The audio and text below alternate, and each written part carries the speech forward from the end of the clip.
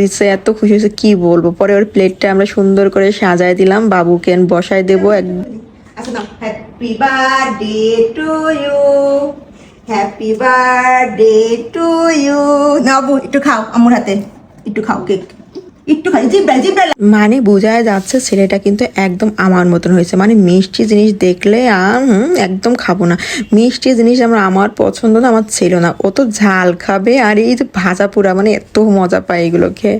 তো প্লেটে আমি সুন্দর করে সাজাই, ওকেও সুন্দর করে বসায় দিলাম। আগে ও খাবে, তারপরে আমরা একটু একটু করে সবাইকে আবার খাওয়া শুরু করে দেব।